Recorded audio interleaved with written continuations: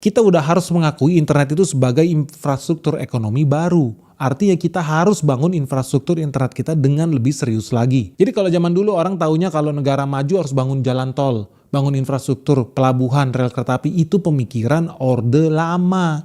Karena udah ada hasil risetnya nih guys, dari World Bank, Bank Dunia ya, mereka udah bilang kalau seandainya internet yang cepat di suatu negara tumbuh 10% aja, 10% lebih cepat aja setiap tahunnya.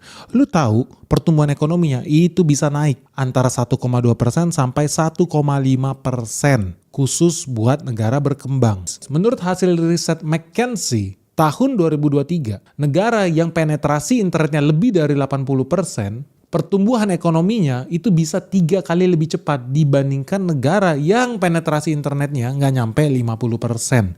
International Telecommunication Union alias ITU itu juga pernah bikin riset juga. Setiap kenaikan 1 megabyte per second, setiap kenaikan 1 Mbps, rata-rata kecepatan nasional per pengguna penduduk di sebuah negara, produktivitas tenaga kerja di sana juga bakal naik. Naiknya signifikan sih, sampai 0,3% produktivitas itu tambah. Ya artinya kalau produktivitas tenaga kerja tambah, GDP ekonomi nasional juga nambah guys. Nah bahkan salah satu lembaga terkenal di dunia ini, World Economic Forum atau WEF, itu juga udah bikin penelitian bahwa ekonomi digital di dunia ini bakal bertambah 1,2 triliun dolar setiap tahunnya. So Indonesia kalau mau kejar-kejaran nih dengan ini, perekonomian digital ini, mau nggak mau ya Indonesia harus berani melakukan pagelaran. Jadi digelar internet kecepatan tinggi dengan harga yang murah. Karena internet di Indonesia gue lihat hari-hari ini udah sering mati hidup, lambat, mahal lagi, gila. Lu tahu ya peringkat kecepatan internet di Asia Tenggara nomor 1 Singapura itu 129 Mbps. Peringkat 2 Malaysia 105 Mbps. Hebat lu Malaysia. Vietnam 86 Mbps. Thailand 65 Mbps.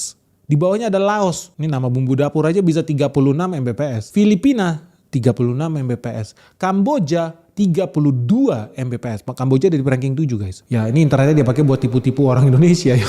Karena Indonesia ternyata ada di peringkat bawah, peringkat 8. Dan teman-teman tahu nggak sih paket data di internet itu yang paling mahal di Asia Tenggara. Lu tahu hari ini harga paket data di Indonesia itu per megabyte itu sekitar Rp6.800 per megabyte per Mbps. Kalau di luar negeri di Singapura per megabyte itu setara 500 perak. Artinya memang ada korelasi kecepatan internet di suatu negara dengan pertumbuhan ekonominya.